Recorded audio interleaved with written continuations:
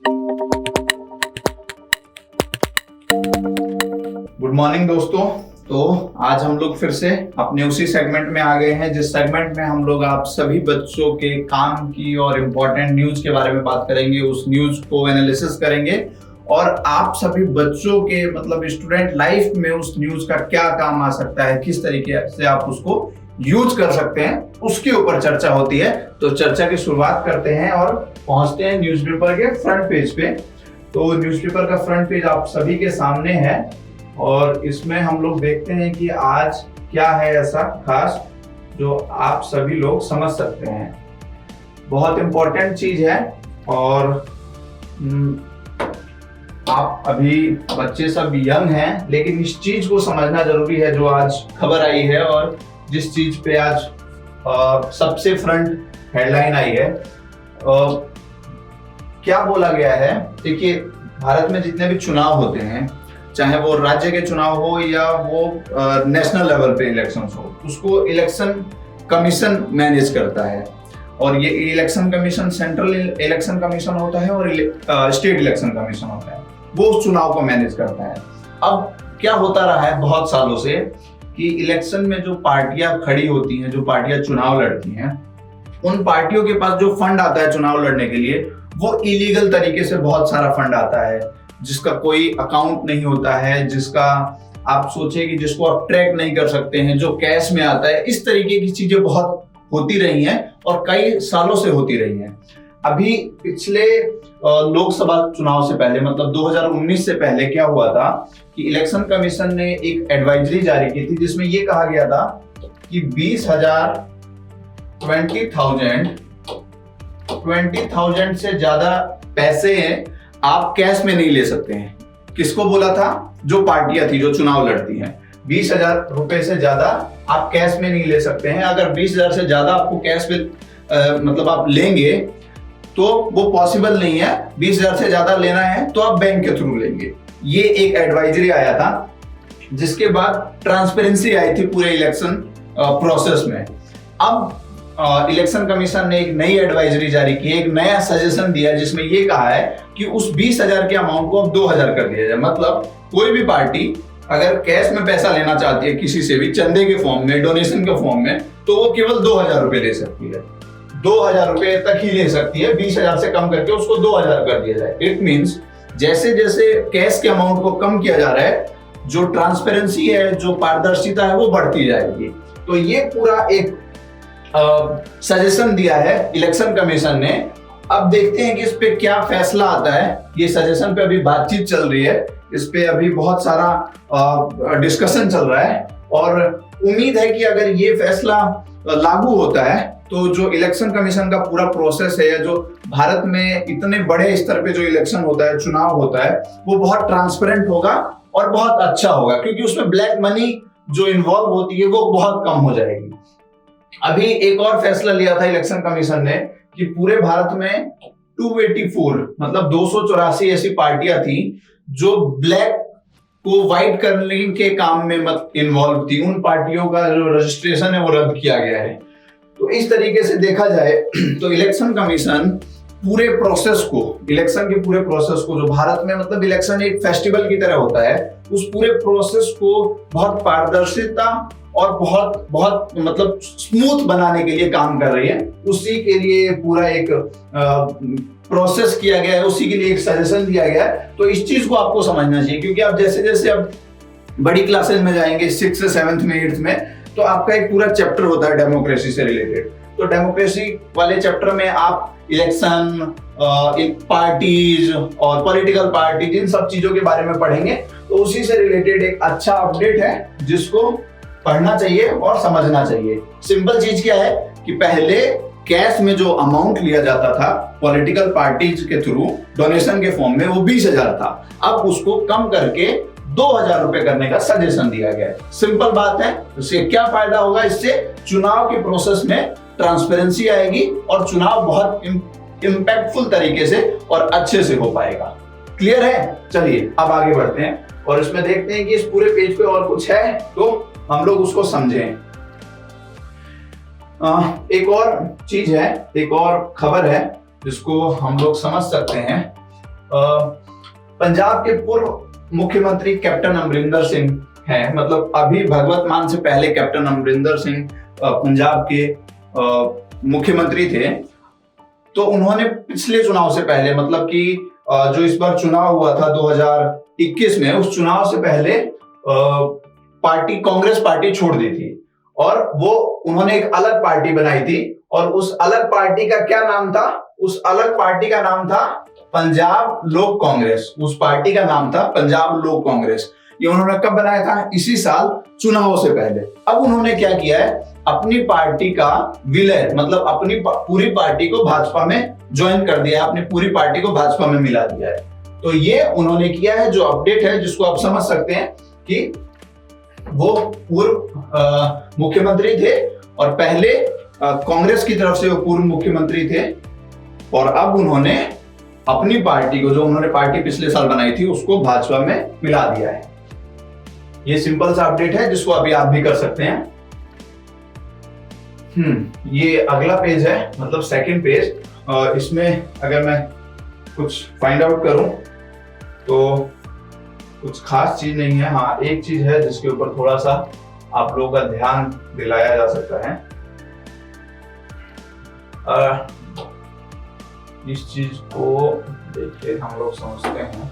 इसमें लिखा हुआ है, डॉक्टरों व कर्मचारियों की भारी कमी से जूझ रहे हैं प्रमुख अस्पताल। ये देखिए, जिस तरीके से कोविड आया 2020 में, और कोविड का जो इम्पैक्ट था वो 1 से 2 सालों तक चलता रहा। इवन अभी भी थोड़ा थोड़ा कहीं कहीं उसका इम्पैक्ट दिख रहा है। इस बीच में जो भारत में या पूरे विश्व में सबसे बड़ी जो समस्या लोगों को दिखी, वो है कि अस्पताल की कमी और मेडिकल जो सर्विसेज है उसकी बहुत कमी पूरे वर्ल्ड में दिखी। उसके बावजूद भी अगर अब की बात की जाए कि भारत में अभी मेडिकल सर्विसेज की और मेडिकल इक्विपमेंट्स की, डॉक्टरों की, हॉस्पिटल्स की क्या सिचुएशन है, क्या स्थिति है, तो अभी भी अगर रिपोर्ट की बात की जाए तो कमी बताई जा रही है। देखिए, एक फैक्ट जो है वो ये है कि 35% जो डॉक्टर्स हैं वो हर हॉस्पिटल में कम है, मतलब 35% डॉक्टरों की कमी है अभी भी पूरे भारत में। इसको आप पॉजिटिव वे में भी ले सकते हैं। इससे क्या देखा जा सकता है? इससे ये देखा जा सकता है कि आप सभी बच्चों में जो भी मेडिकल फील्ड में जाना चाहते हैं या जो अपना करियर इस फील्ड में बनाना चाहते हैं, उन लोगों के लिए भारत में बहुत बड़ा स्कोप है, क्योंकि मेडिकल जो इंडस्ट्री है इंडिया में, वो आने वाले समय में और ग्रो करेगी। आप देखेंगे कि एक सिंपल प्रोसेस है कि भारत में पॉपुलेशन इंक्रीज होगा, भले ही वो उतनी तेज ना हो, लेकिन इंक्रीज होगा। लोग बढ़ेंगे तो लोगों की समस्याएं भी बढ़ेंगी, लोगों के जो प्रॉब्लम्स है वो भी बढ़ेंगे। और डे बाय डे जो डॉक्टर्स की रिक्वायरमेंट है, जो नर्सेज की रिक्वायरमेंट है, जो मेडिकल स्टाफ की रिक्वायरमेंट है, वो इंडिया में हमेशा इंक्रीज होता रहेगा। तो इससे इस फील्ड में आप सभी बच्चों के लिए काफी अच्छा स्कोप है और इसमें अपना करियर आप लोग देख सकते हैं। तो ये जो एक फैक्ट था वो मैंने समझाया, और इस फैक्ट से आप क्या सीख सकते हैं, आप अपने करियर को किस तरीके से एक तरीका दे सकते हैं, एक उसको लाइन दे सकते हैं, वो आप इससे समझ सकते हैं। आगे बढ़ते हैं। ये पॉलिटिकल पेज है, लेकिन इसमें मुझे कुछ खास नहीं दिख रहा है आप सभी बच्चों के लिए। तो हम लोग आगे बढ़ते हैं और देखते हैं क्या कुछ और चीजें हैं। इसमें भी कुछ खास नहीं है, सारी चीजें पॉलिटिकल है। पॉलिटिकल, एक के ऊपर बयानबाजी, दूसरे नेता ने तीसरे नेता के ऊपर कोई कमेंट किया, वही सारी खबरें हैं इस पूरे पेज पे। तो ये पेज मैंने हमेशा से कहा है कि ये पेज आपका इंटरेस्ट का पेज है। अगर आपका इंटरेस्ट है पॉलिटिकल न्यूज में या पॉलिटिकल एक्टिविटीज में, पॉलिटिकल जो भी अपडेट्स हो रहे हैं उसमें अगर आपका न्यूज है, तो आप इन पेजेस को डेफिनेटली फॉलो कर सकते हैं, पढ़ सकते हैं। लेकिन चुनाव के टाइम में तो आपको पढ़ना ही है। इस पेज में कुछ खास चीज नहीं है, बहुत इंपॉर्टेंट ऐसा कुछ नहीं है। तो हम लोग आगे बढ़ सकते हैं और देखते हैं आगे वाले पेजेस पे क्या कुछ मिलता है। ये भी पेज नहीं है, तो हम सीधे बढ़ते हैं जहां हमारे काम की चीज है, उस पेज पे बढ़ते हैं। ये एडिटोरियल पेज है, इसको हम लोग बाद में शुरू करने की बात पहले भी कर चुके हैं। हाँ, ये पेज है बिजनेस पेज। इसमें है कुछ चीजें ऐसी जो आप सभी बच्चों को बताया जा सकता है, समझाया जा सकता है। देखिए, फिर से हम लोग पहुंचते हैं कोविड वाले टाइम में, और कोविड वाले टाइम में मतलब पहुंचते नहीं है, उसके बारे में डिस्कशन करते हैं, उस समय के बारे में डिस्कशन करते हैं। कोविड का जब समय आया था तो जो सेंट्रल गवर्नमेंट है उन्होंने एक पॉलिसी इम्प्लीमेंट किया था। उस पॉलिसी में क्या हुआ था कि भारत के जो 80 करोड़ पुअर फैमिलीज हैं, जो बिलो पॉवर्टी लाइन फैमिलीज हैं, उन 80 करोड़ फैमिलीज को हर महीने जो मुफ्त में गेहूं देने का एक पूरा प्लान चला था, एक पूरा कार्यक्रम चला था, जो कार्यक्रम अभी भी चल रहा है, और 80 करोड़ फैमिलीज को वो मुफ्त अनाज अभी भी मिल रहा है। तो इस वजह से जब इतने सालों से वो मुफ्त अनाज मिल रहा है तो एक चर्चा शुरू हुई देश में। चर्चा क्या थी कि इसकी वजह से कहीं पूरे देश में गेहूं की कमी ना हो जाए। ये स्वाभाविक है और बहुत बहुत सिंपल चीज है कि अगर आप इतने सालों तक, मतलब 1.5 से 2 सालों तक अगर कोई चीज मुफ्त में बांटेंगे और इतने ज्यादा लोगों को पूरे देश में बट रहा है, 80 करोड़ फैमिलीज को, तो क्या हमारे पास इतना स्टॉक है देश में कि हम इस चीज को आगे भी कंटिन्यू कर सकें, या देश में अनाज की कमी हो गई है? तो ये एक चर्चा हुआ देश में। तो अब सरकार ने अपना जो होता है ना कि अपना व्यू दिया है, और अपना व्यू क्या दिया है? अपना व्यू दिया है कि गेहूं का संकट नहीं, हमारे पास पर्याप्त भंडार मौजूद। सरकार ने बताया है कि इतने दिनों तक मुफ्त में गेहूं देने के बाद भी सरकार के पास या देश के पास, भारत के पास अभी भी गेहूं का बहुत बड़ा एक स्टॉक है, जिससे भारत कई सालों तक अपना काम चला सकता है और दूसरे देशों को भी दे सकता है। ऐसी सिचुएशन है। तो अभी भी हमारा देश कृषि प्रधान देश है, तो आप समझ सकते हैं कि कितना ह्यूज भारत में प्रोडक्शन होता है हर फसल का। तो ऐसे कोई घबराने वाली या डरने वाली सिचुएशन नहीं है भारत में बहुत सारा स्टॉक अभी भी है। तो इस चीज का क्लैरिफिकेशन सेंट्रल गवर्नमेंट ने दिया है, जिसके बारे में आपको समझना चाहिए कि स्टॉक फुल स्टॉक है अभी। हाँ, और देखा जाए इस पेज पे कुछ है।